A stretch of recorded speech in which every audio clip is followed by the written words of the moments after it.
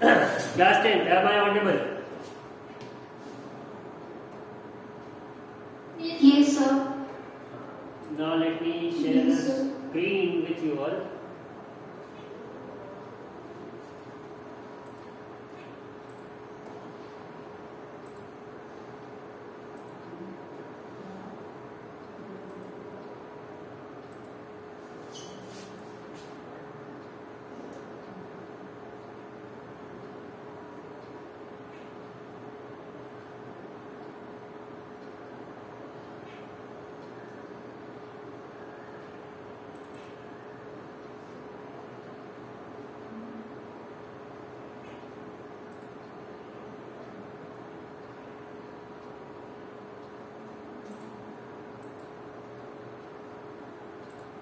Okay, can you all see it?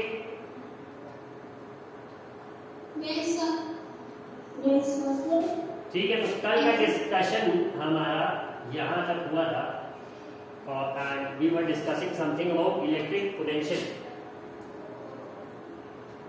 तो इसके discussion का स्टार्ट हमने कहाँ से किया था? We had started the discussion with the fact that किसी भी ऑब्जेक्ट को अगर हमें डिस्प्लेस करना या मूव करना तो it's going to require some force. इतना याद है सबको? Yes, sir. तो इस फोर्स के हेल्प से अगर हम किसी ऑब्जेक्ट को मूव कर रहे हैं तो obviously there is going to be some work done. और इसी वर्क डन को ही हम क्या कहेंगे? Potential difference. कल कुछ लिखवाया था इससे related. Did I give you all to write something regarding this? Yes, sir. Now let's just give this thing in the book a gaze. Charges do not flow in a copper wire by themselves, just as water in a perfectly horizontal tube does not flow if one end of the tube is connected to a tank of water kept at a higher level. ये भी example तुम लोगों को दे रखा था. Such that there is a pressure difference between the two ends of the tube. Water flows out of the other end of the tube. अब यहाँ पे हम देखेंगे कि चाहे पानी का केस हो चाहे करंट का केस हो, electron simply don't start flowing all on their own. कुछ ना कुछ डिफरेंस होना चाहिए. तो पानी के केस में क्या होना चाहिए? लेवल का डिफरेंस होना चाहिए या फिर प्रेशर का डिफरेंस होना चाहिए, तभी वाटर फ्लो करेगा. सेम यही चीज इलेक्ट्रॉन्स के केस में भी है. For flow of charges in a conducting metallic wire the gravity of course has no role to play. मतलब ग्रेविटी रियल वाली ग्रेविटी नहीं, ये जो बोल रहे हैं. The electrons move only if there is a difference of electric pressure called the potential difference along the conductor. This difference of potential may be produced by a battery consisting of one or more electric cells. The chemical action within a cell generates the potential difference across the terminals of the cell, even when no current is drawn from it. अब electrolysis का process पढ़ा है क्या आप लोगों ने? Yes, sir. अब electrolysis में क्या है? Ultimately forget about electrolysis. Chemistry में एक एक्सपेरिमेंट सब लोगों ने पढ़ रखा होगा. कार्बन डाइऑक्साइड जब हमें एमिट करानी होती है तो क्या कहते हैं? मार्बल चिप्स पे हम थोड़ा सा हाइड्रोक्लोरिक एसिड डाल देते हैं तो क्या होता है? HCl reacts with the calcium carbonate present there और वो CO2 गैस इवॉल्व करा देता है. इतना सबने पढ़ रखा था, एक एक्सपेरिमेंट पढ़ा होगा. और उस गैस का पहचान का तरीका क्या है कि it turns the lime water milky. तो ये जो रिएक्शन हुआ, ये जो केमिकल रिएक्शन हुआ, तो अब इसमें आपने आयंस का कॉन्सेप्ट और एटम्स का कॉन्सेप्ट भी पढ़ रखा होगा कि जो आयनिक कंपाउंड्स होते हैं उसमें आयंस होते हैं. जैसे HCl है तो इसमें एक पॉजिटिव आयन होगा H+, जिसे हम हाइड्रोनियम आयन कहते हैं, और Cl- होगा एन आयन जिसे हम क्लोराइड आयन कहेंगे. ये इतनी बात सबको याद है? Yes, sir. ठीक है. अब some boy was saying something.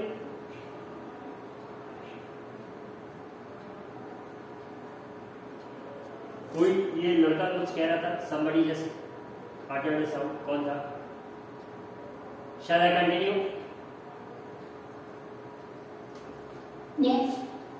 ठीक है, तो यही बात हो रही थी कि वहां पे भी इलेक्ट्रोलिसिस के प्रोसेस में हम क्या देखते हैं, वी इंसर्ट 2 कॉपर रॉड्स, एक कॉपर सल्फेट का सॉल्यूशन होता है और जब बैटरी से कनेक्ट करते हैं उसे, तो उसमें कॉपर जो आयंस होते हैं वो एनोड पे डिपॉजिट होने लगते हैं। इसी प्रोसेस को हम इलेक्ट्रोलिसिस कह देते हैं। ठीक है, तो ये जो करंट फ्लो है, ये जो आयन का फ्लो है, ये अगर हम इलेक्ट्रिसिटी नहीं भी पास कराएंगे उसमें, तो क्या उसमें केमिकल रिएक्शन नहीं होगा? होगा, ऑब्वियस सी बात है, थोड़ा बहुत रिएक्शन तो चलता ही रहेगा। यही चीज इसमें भी बता रहा है कि the chemical action within a cell generates the potential difference across the terminals of the cell even when no current is drawn from it. Current उसमें ड्रॉ हो रहा है या ना हो रहा, पोटेंशियल का डिफरेंस तो बराबर बना रहता है। When the cell is connected to a conducting circuit element, जब इसे हम एक कंप्लीट सर्किट में रखते हैं, the potential difference sets the charges in motion।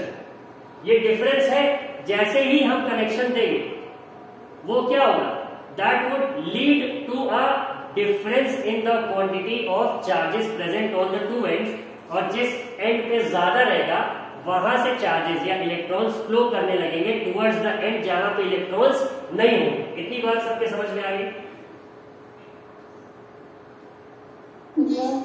ठीक है, अब sir that is why when हाँ continue. So when a cell is kept outside, even when it is not put to use, then also it loses its conductivity.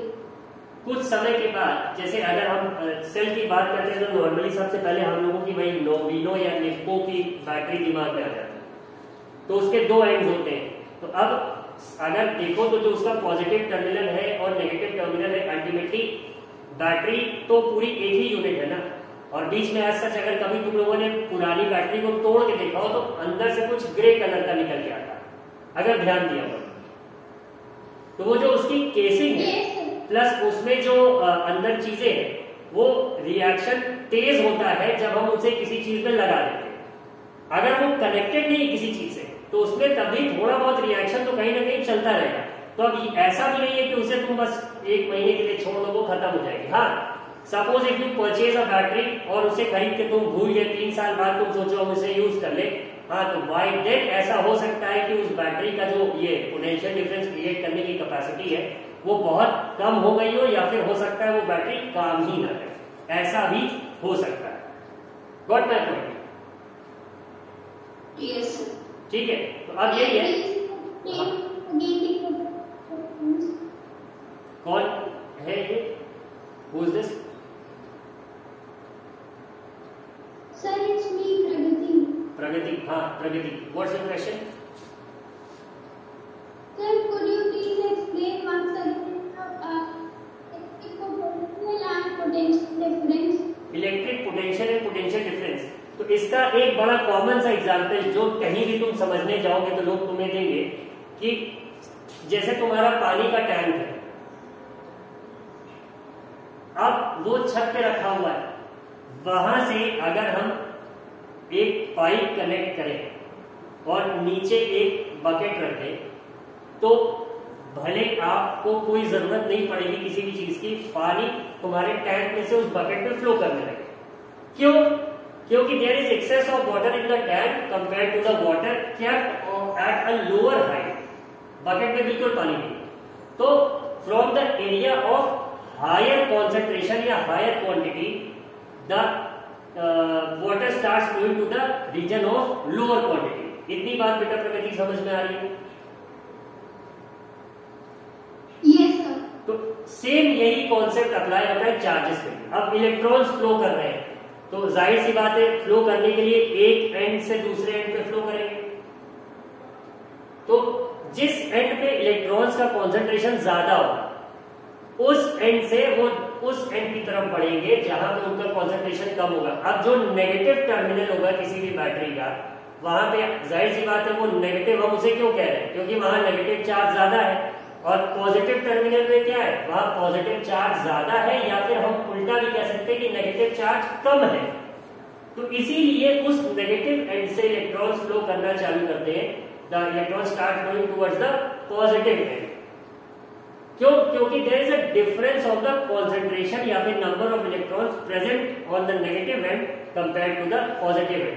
अब ये flow तो तभी कर पाएंगे ना जब इनके बीच में कोई एक कनेक्शन एस्टैब्लिश होगा। अगर कनेक्शन नहीं है तो हम कहेंगे they are at a potential, और अगर कनेक्शन क्रिएट कर देते हैं तभी तो पोटेंशियल डिफरेंस एग्जिस्ट करेगा, then only the electrons are going to start flowing. So now you got the difference between potential and potential difference.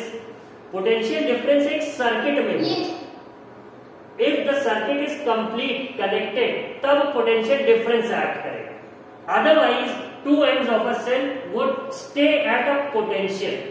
जैसे सपोज तुम्हारे घर में कोई भी इलेक्ट्रिकल बोर्ड जो होगा उसमें 3 पिन होंगे, तो उसमें अगर पुराने क्लासेस में भी पढ़ रखा होगा तुम लोगों ने लाइव, न्यूट्रल और अर्थ 3 पॉइंट होते हैं।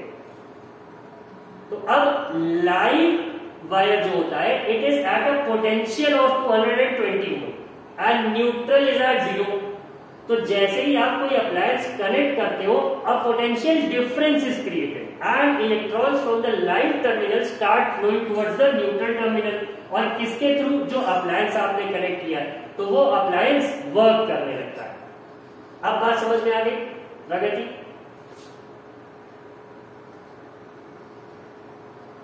प्रगति आई है? Yes sir, got it. ठीक है, I hope all others have also got it. तो ये बात हो गई। नाउ ये यहां पे है we define the electric potential difference between 2 points in an electric circuit carrying some current as the work done to move a unit charge from one point to the other। तो ये तो कल लिखवा ही दिया था मैंने। Potential difference between 2 points is work done W upon charge Q, V is equal to W upon Q। The SI unit of electric potential difference is volt, named after Alessandro Volta, an Italian physicist। 1 volt क्या होता है? 1 volt is the potential difference between 2 points in a current carrying conductor when 1 joule of work is done to move a charge of 1 coulomb from one point to another।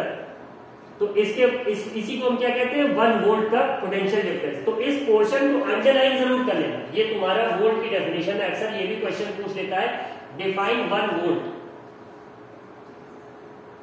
When 1 joule of work is done to move a charge of 1 coulomb from one point to the other, then the potential difference is 1 volt। बात समझ में आ गई सकती? ये इतना सब लोग अपनी बुक में अंडरलाइन कर लेना। सबसे पहले तो आप लोगों ने पोटेंशियल डिफरेंस, हाँ आस्क बेटा।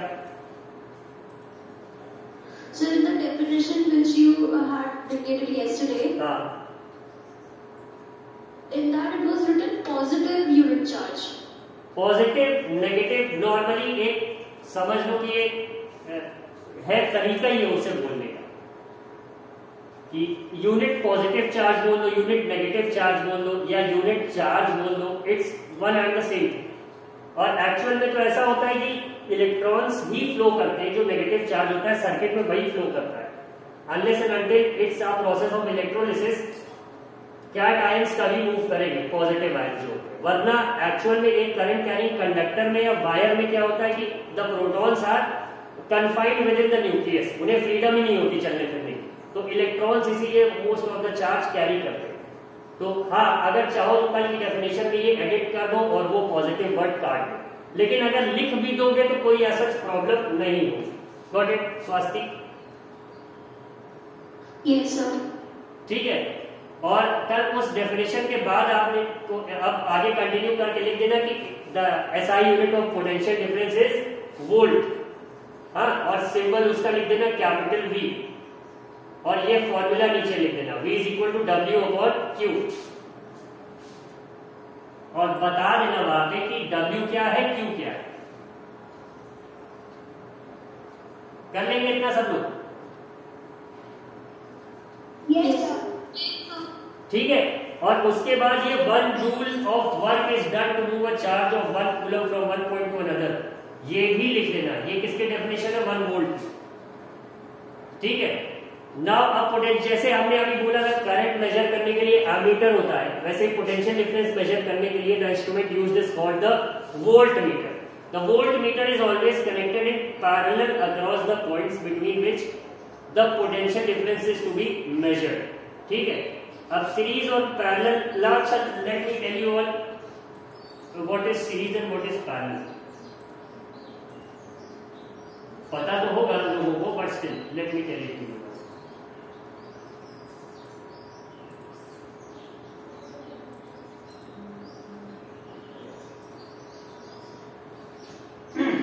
स्क्रीन दिख रही है सबको? ठीक है, अब एक सीधी सी बात समझना. अभी तक हम लोगों ने एक सर्किट का जो डायग्राम पढ़ा है वो कुछ ऐसा होता है. एक ये बैटरी कनेक्टेड होती है और यहाँ पे हो सकता हो कोई एक लोड कनेक्टेड हो. ये बल्ब हो गया. मेरी ड्राइंग बहुत अच्छी नहीं बनी बट नॉर्मली ऐसे ही होता है. ये एक स्विच हो गया. Can you all see the diagram? ऐसा ही कुछ अभी तक हम लोगों ने सर्किट का डायग्राम पढ़ रखा है. ठीक है, बात इतनी बात सबको नजर आ रही है? Yes sir. ठीक है, अब एक सर्किट में अगर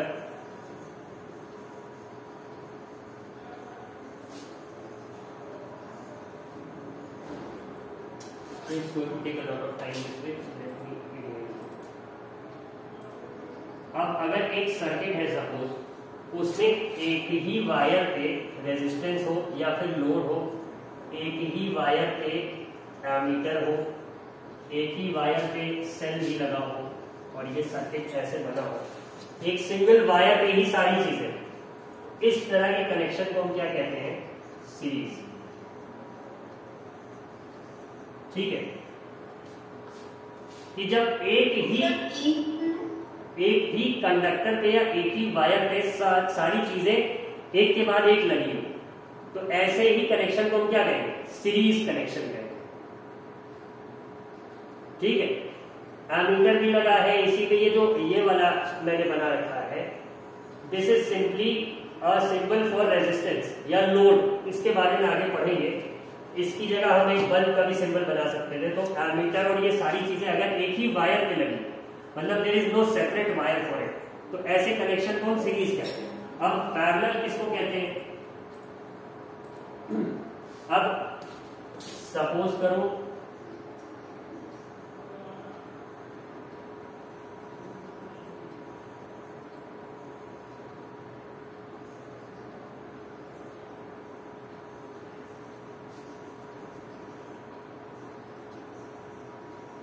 ऐसी एक सर्किट बनी. इसमें यहाँ पे तुम्हारा वोल्ट मीटर लगा हुआ है, इस पे लोड लगा हुआ है. ठीक है, यहाँ पे मान लो एक और कोई डिवाइस कनेक्टेड है. ठीक है, तो अब यहाँ पे देखोगे तो इसी सर्किट के कंटिन्यूएशन में यहाँ इस जगह can you all see the cursor? Yes sir. इस जगह से अब देखो तीन अलग अलग वायर्स पे लगे ना, तो ये जो V है तुम्हारा, ये जो लोड है तुम्हारा, और ये जो तीसरा खाली सर्कल, ये तीनों आपस में एक दूसरे से अब सीरीज में नहीं. Now they are in parallel to parallel connection with each other. PARALLEL. ऐसे कनेक्शन को क्या कहते हैं? पैरेलल कनेक्शन कहते हैं. बात समझ में आ गई सबकी? सर एक बार पैरेलल. Yes sir. अरे सिंपली बेटा प्रगति ऐसे देखो कि these three lines are parallel to each other ना. तीन अलग अलग वायर्स दिख रहे तुम्हें? Yes sir. तो इनको क्या कहेंगे हम कि ये पैरेलल कनेक्शन. ठीक है, अब सपोज एक कोई लोड यहां पे होता और एक कोई लोड यहां पे होता, फिर एक यहां पे भी होता, तो ये तीनों किसमें होते? These three would have been in a series connection, क्योंकि तीनों देखो एक ही वायर पे पड़ते हैं. ये वायर यहां से कंटिन्यू है. Can you all see it? Yes sir. ठीक है, तो सीरीज और पैरेलल का जो सबसे बेसिक लेमैन कॉन्सेप्ट है वो यही. जब वायर्स अलग अलग हो जाएंगे, when you can see the current being divided into 2 or 3 wires, तो वहां पे कनेक्शन क्या हो जाएगा। अब जैसे अगर सपोज करंट के डायरेक्शन इलेक्ट्रॉन्स की तो इस तरफ होगी, करंट इधर से चलेगा ना, तो अब करंट जब यहाँ पहुंचेगा तो now it has to go separately into this one also here also, ठीक है। बट यही करंट जब यहाँ पे आएगा तो जो करंट इसमें भी गुजरेगी वही यहाँ पे भी गुजरेगी, वही यहाँ पे भी गुजरेगी। तो when the current is being divided तो वो पैरेलल हो जाएगा। और जब वही करंट का एक ही पाथ है और उसी वायर पे ही, उसी पाथ पे ही सारे डिवाइसेस कनेक्टेड है, तो उन्हें हम सीरीज करेंगे। जब पाथ डिफरेंट हो जाएगा, बट जाएगा करंट का, तो वी कॉल इट पैरेलल। बात समझ में आ गई? Yes, sir. Has everybody understood it? So why is it important to connect ammeter in series and voltmeter in parallel? Have some patience, I would say. ये आएगा, आगे आएगा। सीरीज कनेक्शन और parallel connection जब पढ़ेंगे तो उसमें आएगा कि there is a drop in potential difference अगर सीरीज कनेक्शन होता है, और पैरेलल कनेक्शन में क्या होता है कि potential difference across all the 3 ends remains the same. तो इसीलिए वोल्ट मीटर में हम उसे पैरेलल में लगाते हैं और एमीटर सीरीज में लगाते हैं। खैर, इसका detailed explanation I will give it to you in the coming classes, next में नहीं करेंगे, बट अभी समझ लो कि I won't give you this answer. Okay, sir.